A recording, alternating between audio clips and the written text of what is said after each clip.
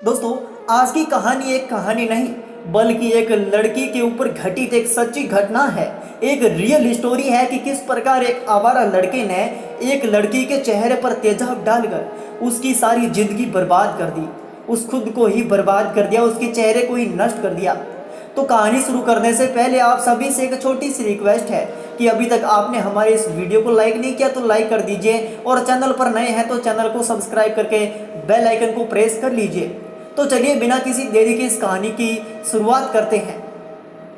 ये कहानी है शिल्पी और रबिया की कहानी। शिल्पी के आते ही रबिया अम्मी को सलाम कर उसकी साइकिल पर पीछे बैठकर स्कूल के लिए चल पड़ी थी। ये 5 सितंबर 2016 की बात है। राबिया और शिल्पी उत्तर प्रदेश के जिला देवरिया की खामपार के बहोरा गांव की रहने वाली थी। दोनों खामपार के बकरी चौराहा स्थित सर्वोदय इंटर कॉलेज में 11वीं में पढ़ती थी। दोनों घर से इंटर कॉलेज में 11वीं में पढ़ती थी तो दोनों घर से कुछ साइकिल लिए निकलती थी। एक दिन दोनों साइकिल लेकर घर से कुछ ही दूरी पर निकली थी कि तभी मोटरसाइकिल सवार 3 लोग उनका पीछा करने लगे।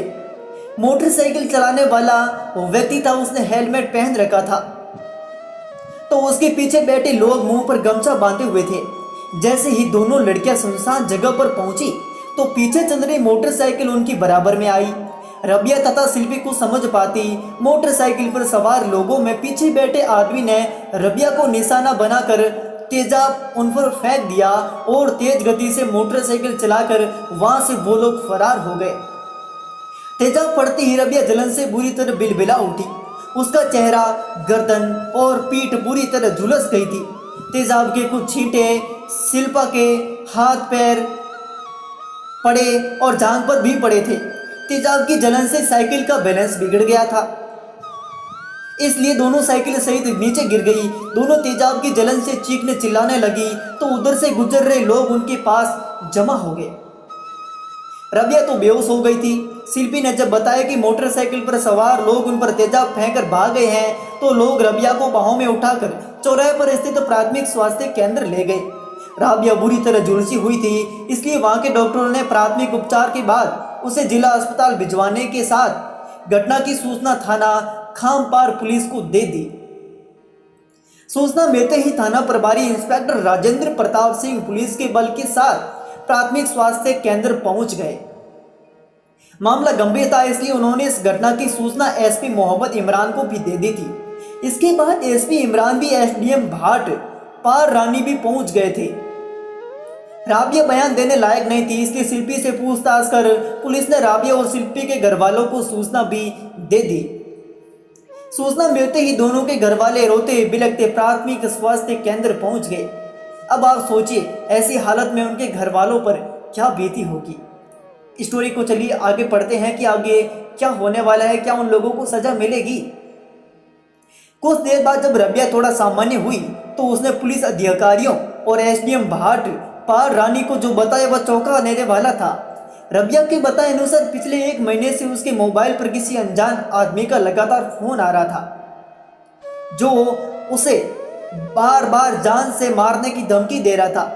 परेशान होकर घर वालों ने नंबर बदल दिए, फिर भी न जाने कहां से उसे उसका नया नंबर मिल गया और वह उसे पहले से ज्यादा धमकाने और परेशान करने लगे। राबिया के अब्बा मोहम्मद आलम अंसारी और भाई विदेश में थे। यहाँ घर में राबिया और उसकी अम्मी ही थी, इसलिए मिलने वाली धमकियों से दोनों बुरी तरह से डर गई थी। राबिया ने फोन करके यह बात अब्बा को बताई तो उन्होंने पुलिस के शिकायत करने की सलाह दी, लेकिन उसकी अम्मी पुलिस के पास जाने से डर रही थी। दोस्तों, अगर ऐसा कोई मामला आपके साथ हो जाता है तो आप अवश्य पुलिस से संपर्क करने से बिल्कुल भी ना डरें, तुरंत पुलिस से संपर्क जरूर करें। चलिए स्टोरी को आगे पढ़ते हैं। राबिया के बयान से पुलिस को लगा कि इस घटना में कोई अपना शामिल है, जिसकी उसके घर में अंदर तक पैर थी। पुलिस ने अज्ञात के खिलाफ मुकदमा दर्ज करके मामले की जांच एसडीएम भाट पार रानी को सौंप दी, क्योंकि इसके तहत मामलों की जांच एसडीएम स्तर के अधिकारी करते हैं। घटना की मॉनिटरिंग आईजी जो कि जॉन मोहित अग्रवाल कर रहे थे।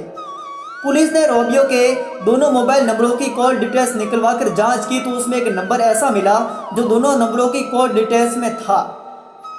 पुलिस को उसी नंबर पर शक हुआ। पुलिस ने उस नंबर के बारे में पता किया तो वह नंबर देवरिया के पूर्व लार के रहने वाले इदरीस के बेटे आजाद उर्फ डब्लू का था।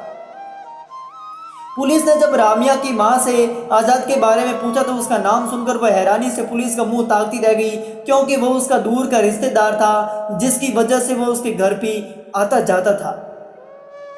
पुलिस के लिए इतना जानकारी काफ़ी थी। पूछताछ के लिए उसे थाने लाया गया। थाने आते ही इतना घबरा गया कि खुद ही अपना अपराध स्वीकार करके शुरू से लेकर अंत तक पूरी कहानी सुना दी।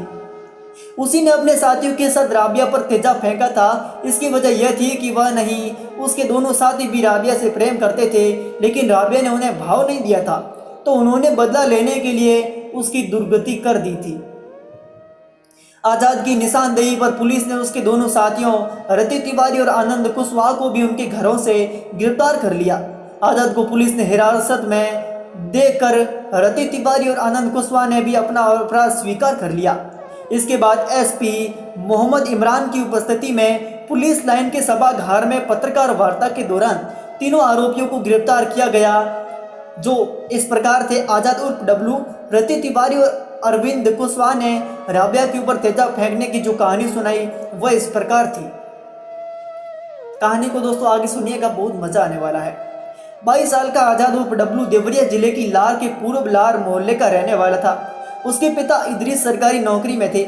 नौकरी की वजह से वह परिवार को ज़्यादा समय नहीं दे पाए, जिसकी वजह से आजाद इंटरमीडिएट से आगे नहीं पढ़ सका। पढ़ाई छोड़कर वह आवारागर्दी करने लगा था। रति तिवारी और अरविंद कुशवाहा उसके पक्के दोस्त थे। ये दोनों भी उसी की तरह आवारागर्दी करते थे। रति तिवारी के परिवार की आर्थिक स्थिति काफ़ी अच्छी थी। उसके पास मोटरसाइकिल थी।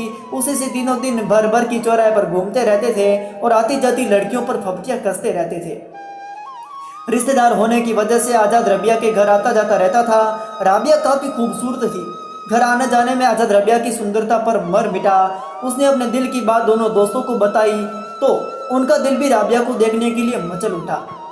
दोस्तों, अभी तक आपने हमारे चैनल को सब्सक्राइब नहीं किया तो चैनल को सब्सक्राइब कर लीजिए। कहानी बहुत ही इंटरेस्टिंग होने वाली है।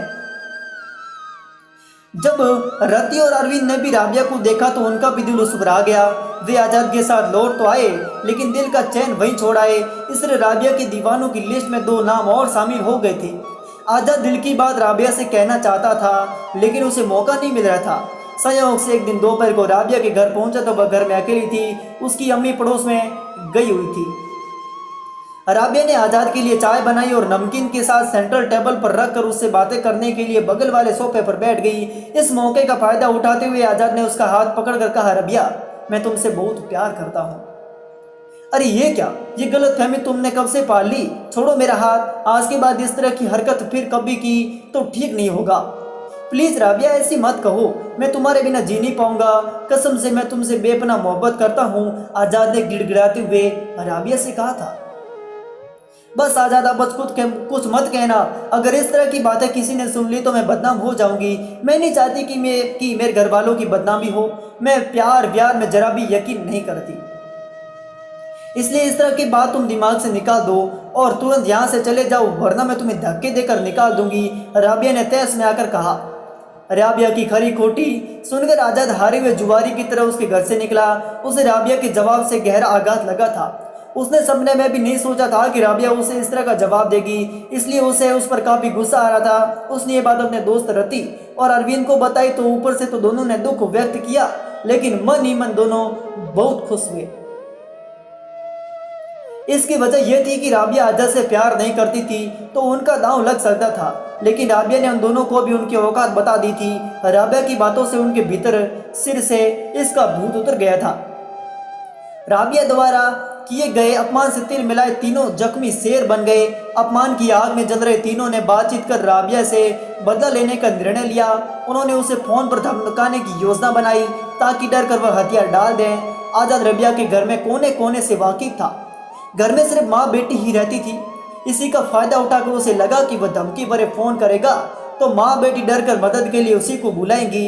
उसके बाद धीरे धीरे उसके करीब आ जाएंगी। योजना के अनुसार आजाद ने रबिया के घर वाले मोबाइल फोन पर फोन करके उसे जान से मारने की धमकी दी। इस धमकी से माँ बेटी डर तो गई, लेकिन उन्हें लगा कि कोई सिर्फ फ़ोन करके डरा रहा है, इसलिए उन्होंने इस बात पर ज़्यादा ध्यान नहीं दिया। लेकिन जब उसने दोबारा फ़ोन करके धमकी दी तो माँ बेटी परेशान हो गई। गाइस, अगर आपके घर में भी कुछ इस प्रकार की धमकी मिलती हो तो आप उस पर एक्शन जरूर लें, वरना अनर्थ हो सकता है। तो कहानी और भी है, आगे जरूर पढ़िए। आज़ाद बार बार फ़ोन करके धमकाने लगा तो राबिया की मां ने ये बात अपने पति मोहम्मद आलम अंसारी को फ़ोन करके बताई। उन्होंने पुलिस के पास जाकर शिकायत करने की सलाह दी, लेकिन राबिया की मां पुलिस के पास यह सोचकर नहीं गई कि इससे उनकी बदनामी होगी। इसके अलावा राबिया पढ़ने जाती थी, कहीं उन बदमाशों ने कोई ऊंच नीच कर दी तो वे कहीं की नहीं रहेगी, इसलिए पुलिस से शिकायत करने के बजाय उन्होंने फ़ोन नंबर ही बदल दिए। आज़ाद और उसके दोस्तों ने जो सोचकर ये खेल खेला था वो पूरा नहीं हुआ। आज़ाद को राबिया का नया नंबर भी मिल गया, उसका नंबर पर भी वह धमकियां देने लगा था। राबिया और उसकी मां ने ये बात अपने तक ही सीमित रखी, मदद के लिए उन्होंने किसी को नहीं बुलाया। ये दोस्तों उनकी सबसे बड़ी गलती थी, जिसका भुगतान उनकी बेटी को करना पड़ा। बात बनती न देख आज़ाद और उसके दोस्तों ने दूसरे तरीके से राबिया से बदला लेने की योजना बनाई।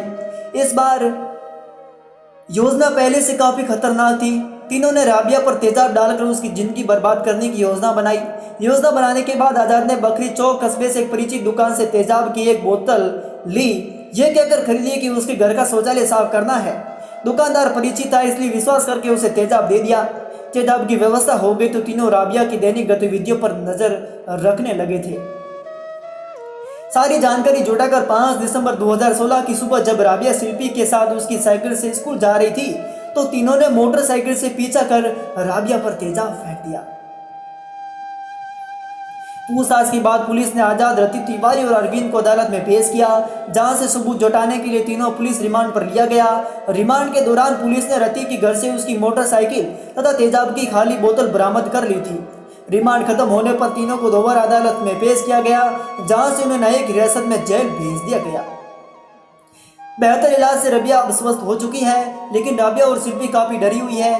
दोनों चाहती है कि नासिकों को ऐसी सजा मिले कि दोबारा कोई आज से किसी लड़की के साथ ऐसी घिनौनी हरकत करने की हिम्मत न कर सके। दोस्तों वाकई में ऐसी उन लोगों को सजा होनी चाहिए ताकि ऐसी कोई गंदी हरकत कोई दोबारा न कर सके। दोस्तों आपकी क्या राय है हमें कमेंट करके ज़रूर बताएं, और अभी तक वीडियो को लाइक नहीं किया तो एक लाइक ज़रूर कीजिए और चैनल को सब्सक्राइब भी ज़रूर कर लीजिएगा।